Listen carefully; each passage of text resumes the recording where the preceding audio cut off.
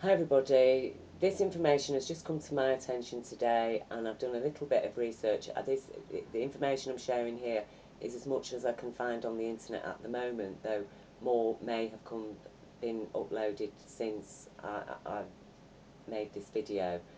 So this is from May 17th at 4:13 p.m. Breaking: Kevin Annett apprehended by Canadian authorities. More information will be shared as we know more, learn more about Kevin Annett's work at murderbydecree.com. So I've got that link up and we'll go to it in a moment. Now, for people who aren't aware of who Kevin Annett is, he is a Canadian. I think he was an ordained minister, and he took an interest in Native American people that had been transported to Canada, to the reserves there, and from I think the 1800s onward, children were being systematically removed from their native communities and sent to live in these residential schools that were controlled and owned by the Protestant Church and the Catholic Church. So the Pope, head of the Catholic Church, the Queen, head of the Protestant Church.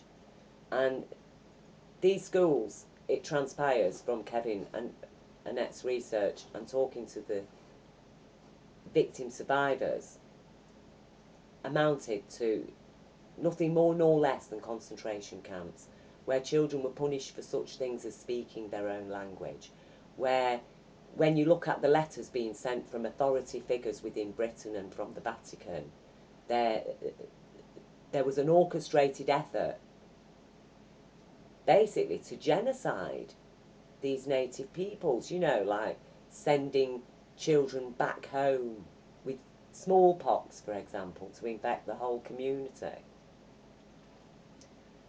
Some of the schools turned out to be graveyards. Children were murdered, children were abused, every type of abuse. I mean, it was horrific. I listened to the survivors' testimonies and it was haunting, deeply distressing, deeply depressing.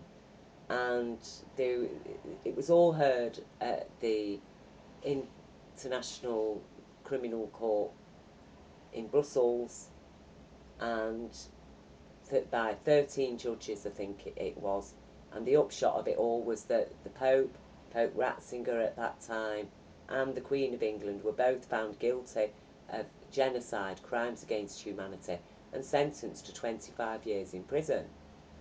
And a week later, Pope Ratzinger actually resigned, and he's never left the Vatican since. Apparently, there's an arrest warrant out for him, you see. Now, not long after all this had broke, then came the attack against Kevin Annett. All kinds of negative stuff were being said about him. You know, it transpires, it isn't the church and state that have been abusing native peoples. No, it's him. It's Kevin Annett who has been abusing the victim survivors, the guy who actually listened to them and alerted the public to it and tried to actually get justice for these people. He's the one that has been abusing them. So, you know, I took it all with a pinch of salt because I know myself from having addressed the issue of child abuse, being a CSA survivor myself, and somebody who lives with chronic complex PTSD, and who was trained as a person-centred counsellor as part of my own self-development efforts, and in order to be able to live with my condition without being dependent on a host of psychiatric medications or what have you. I am thoroughly aware of the kind of attacks because I publicly exposed my concerns and the solution of child protection directives and the solution of removing the legal definition of minor against our children. I have been heavily attacked online and trolled, and by a specific group. And I've been to the police with the information, with the evidence, you know, threats against me, libel, malicious lies, even attacking my son's online activity. He's had to consult his lawyers to get comments taken down off his Vimeo because they were saying his mum's a child abuser and maybe he's one too. Photographs of my home with anyone fancy a housewarming party, my address published, my telephone number published. Police did nothing. They couldn't do a thing. And I know for a fact that people in Britain who've been reporting crimes, lawful suspicion about crimes against children, the police have ignored them, like the lady who repeatedly went to the police with lawful evidence supporting her lawful suspicion that lead singer of the Lost Prophets, a satanic type rock band, was a risk to children and was probably abusing children. She was dismissed. She was dismissed as an incredible witness, even though she had evidence. Apparently the police weren't qualified to look at her laptop. Nothing was done against him. Instead, police tried to arrest. Well, they did arrest her, and they tried to prosecute her. She had to go through trial. She was acquitted, but, you know, she had to go through all that because she'd taken evidence to the police exposing a high-profile British citizen as involved in horrific organised crimes against children, abuse of children. Well, eventually, I think it was, 4 or 5 years later, Ian Watkins ended up standing trial and was convicted for horrific crimes against very young children, including, I think, raping a baby or attempted rape of a baby. So because British police had ignored valid evidence, lawful evidence, children suffered horrific abuse, none of them get arrested for criminal negligence. No, because they've all left the force by then, haven't they? They're all very, very sorry. They're all very sorry. But this is the kind of stuff that goes on. For real, for real. I'll leave you the link to the Watkins case under this. Check it out. This is what is going on. Carol Woods. Another one. Well, we'll get into her in a bit. But that's what's been happening. So now we'll have a look at his blog and at this site and see what this is all about. So here we go. Murder by decree. Urgent public and media advisory notice. The arrest and incarceration of Kevin Annett may be imminent. ITCCS. Communique of 20th of March 2019. So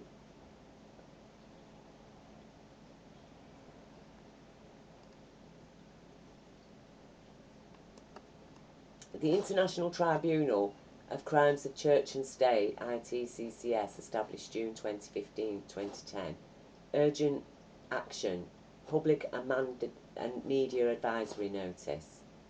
The arrest and incarceration of Kevin Annett may be imminent. British government places Annett on apprehended and examine list after demand by State Front Group. A source within the British government has notified the ITCCS that its Field Secretary Kevin Annett is facing imminent arrest and incarceration anywhere in Canada or England because of the actions of a state-funded group known as the International Tribunal of Natural Justice, the ITNJ. According to the source, the British Security Service has placed Annett on a priority 1 list of people to be arrested and detained for questioning and psychiatric examination after a letter demanding such action was received by the British Home Office from 2 ITNJ officers, Sasha Stone and former operative Robert David Steele. Stone and Steele recently threatened Annett in writing that they might report him to the authorities for psychiatric evaluation and possible removal from the public sphere. To quote Steele's email of 16th of March, these threats were issued to Kevin Annett after he responded to Sasha Stone's unprovoked attack on him last week and questioned the legitimacy of the ITNJ as a genuine inquiry into crimes against children by church and state. And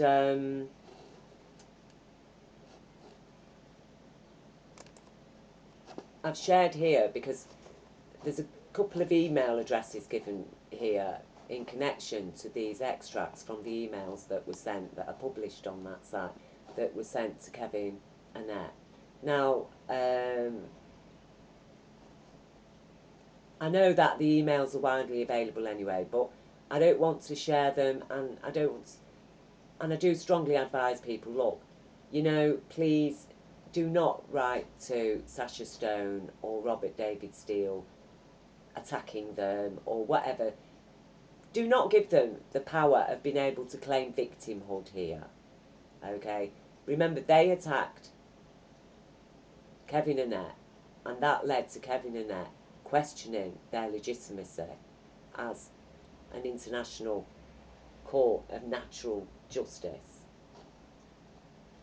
So this one's from Sasha Stone to Kevin Annett. If I hear from you again, or if you malign the ITNJ, whose undertakings are extraordinarily well documented, I may refer you to relevant authorities for a mental health examination, as well as investigation for fraud and sedition. And this one's from Robert David Steele. You are henceforth blocked as being an obvious lunatic with no legal standing. I will defer to the ITNJ as to what legal action, including referral of you as an individual, Mr. Kevin Annett, to the authorities for psychiatric evaluation and possible removal from the public sphere. So obviously that is what has led to Kevin then writing this here, that there's a threat of arrest against him. So Mr. Stone's accusation of sedition by Kevin Annett is revealing, since British law defines it as any overt conduct that tends towards insurrection against the Crown. Stone thereby appears to be speaking in the name of the Crown in the role of one of its officers, making a formal charge against Annett, who for years has publicly advocated an end to Crown rule and the establishment of sovereign republics in England and Canada. The threat by both men as ITNJ officers to have Annett psychiatrically institutionalised is also significant, based as the ITNJ is in England. Under British law, and specifically the notorious Fixated Threat Assessment Act of 2006, any Commonwealth citizen, including Canadians like Kevin Annett, can be detained for psychiatric examination if they exhibit unusual concern for particular issues, alleged wrongdoing of key public figures, including the British royal family. This broad thought crime statute is modelled on the repressive laws from the Soviet Union and has been condemned by governments and human rights groups around the world. These actions by Stone and Steele give credence to the mounting evidence that ITNJ is a British government-run organisation, especially since that government has responded in less than 24 hours to the ITNJ demand to arrest Kevin Annett, you see.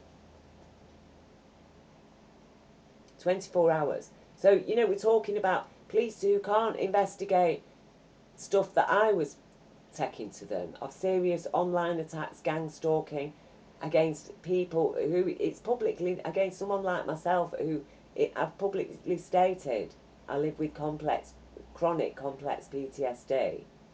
They relentlessly trolled and attacked me, left me severely depressed and even concerned about even going out. Okay, nothing. Police did absolutely nothing. And yet Kevin Annett says something against the ITNJ, says something valid in response to their attack against him, and within 24 hours the British Security Services and the Home Office are acting according to ITNJ. Now, I had a run-in with ITNJ because they came to Britain last year to do this 9-month tribunal investigation into SRA, satanic ritual abuse against children, sexual abuse, that includes sexual abuse of children. I call it sadistic ritual abuse because, you know, these people calling themselves Satanists, they're just sadists, aren't they? They're sadists, they're criminals. Satan is what? A fictitious god that gives criminals the freedom and even the right to commit crimes against humanity in general, and including children.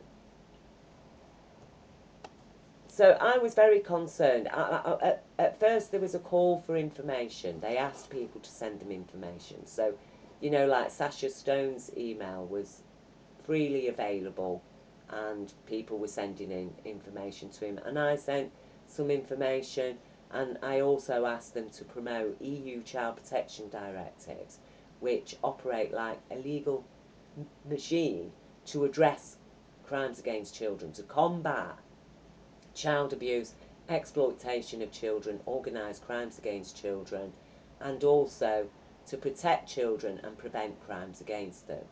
And I gave them evidence to show conclusively, as I say, lawful evidence, to support the fact that British children are not only has Britain failed to implement EU child protection directives on behalf of the nation's children and children being trafficked into Britain, but systematically children in Britain are receiving an abomination of those child protection directives. And as I say, I sent evidence to support that statement. And so, you know, I watched the presentation, the tribunal, the very courageous and brave men and women, victim survivors, witnesses that came forward and shared disturbing, upsetting, often gruesome evidence. But they did not, at any point, did the ITNJ promote the EU Child Protection Directives.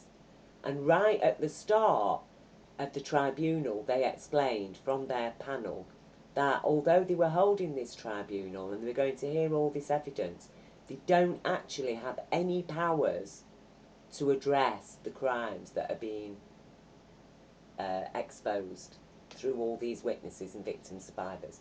They have no powers to actually do anything about it. So I wrote back to Sasha Stone and I was quite upset. And I said, well, you know, I did question what they were about, because I'm saying, you know, what is the point of having this tribunal if, one, you've got no powers to do anything about the crimes that are being shared there, and two, you're not even prepared to promote a solution like the child protection directives that have been devised specifically to combat all of the crimes against children that were being exposed at your tribunal. What is the point? What is it all about? Are you just a show then? There for your own fame and fortune? Because it seemed that the only action really that the public could take, other than listening and going, oh, isn't it terrible, and writing all kinds of hateful comments about child abusers underneath the links sharing the testimonies, they were actually receiving major donations of people. So they were earning money out of it. And for explaining that to Sasha Stone, I got accused of trying to bring the ITNJ into disrepute, and therefore I stand in shame. Me, a CSA survivor who survived 17 years child sexual abuse, I stand in shame because I've questioned the ITNJ's motives, because not only apparently have they no power to address the crimes that they're exhibiting on their platform, attracting huge, massive public attention and donations, but they're not even prepared to promote the solution. And because I'm then questioning their motives, I stand in shame. And that really disturbed me. I was deeply upset. I was actually shaking when I read his email, and then there was threats accompanied with that as well that deeply disturbed me, because I thought the ITNJ was there, according to them, upholding common law and standing up for people's rights, not threatening us, because we're sending them solutions and asking them to help promote them, and instead we're being dismissed and ignored and brushed aside. So, you know, I wrote this Facebook note, the SRA-CSA Circus rolls into town, because that's what it amounted to, as far as I was concerned after that. Truth porn for truth junkies, earning fame and fortune, as is happening all around the internet with so many people and groups, basically earning money as a charity or what have you off the issue, but when you ask them to actually do something, to stand by, to support child protection directives, they all run away. They don't want to get involved.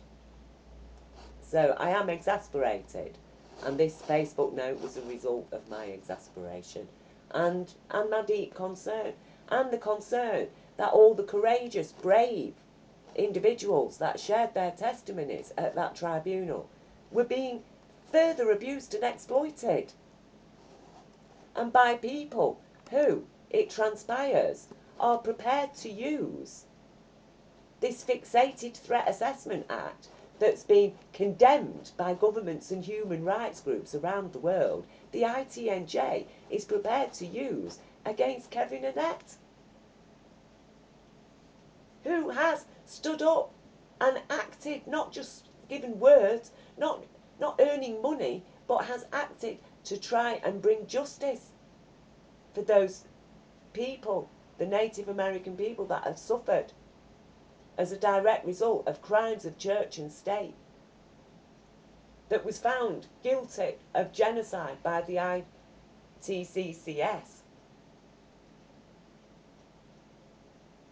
So this is really serious, isn't it? You know, and British people need to be aware of this, because this is how they do things, by stealth. Who knows about this among the British public? Did you know that if you exhibit unusual concern for a particular issue, or start talking about wrongdoing of key public figures, including the royal family, you can be detained indefinitely under this Fixated Threat Assessment Act? That you will be have to go for a psychiatric evaluation. Now, I'm going to leave Carol Wood's link under here, her interview with Brian Gerrish. Carol Woods is a social worker in Britain who whistle-blew on various corrupt activities, actually some of them criminal activities, that she witnessed and experienced during the course of her work as a social worker in Britain. That's what they used against her. She was literally thrown into first she was thrown into prison, moved about with no charges, eventually ends up in a psychiatric unit indefinitely, loses her home, has all kinds of problems. Why? Because she exposed crimes being committed by people working in authorities. Crimes committed and covered up by individuals working, operating within authority. These are serious crimes. You're talking national security level crimes here, when the crimes are against, like for example, organised crimes against children, or organised financial crimes committed by people who are abusing their powers of public office. That's a national security threat. So anybody in Britain citing lawful evidence supporting lawful suspicion about a national security threat, crimes against humanity, sorry, no, you're the one that will likely end up in prison according to this act. And that's why it's important that people get with what's going on and start addressing these things. Never mind immigration and Muslims and Brexit. These are distractions. These are distractions so they can keep their balls rolling, and meanwhile mopping up. I mean, as I say, who has even heard about what's happened to Kevin Annett? There's that much negative stuff floating around the internet at the moment about Kevin Annett that a lot of people, on hearing his name and doing any research on him, will instantly brush him aside as, oh yeah, he's some sort of lunatic and seems he's probably guilty of some crime here. Because that's what happens, isn't it? The people trying to address the crimes are the ones that are ending up being criminalised and prosecuted, like we've witnessed with Julian Assange and Chelsea Manning and Edward Snowden, and there's countless other people. That they're the ones that end up being guilty of a crime.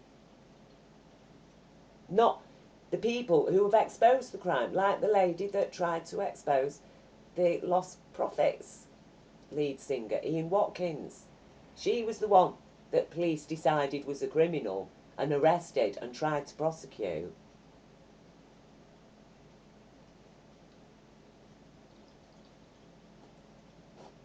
So, you know, this is really serious and it should give people some idea.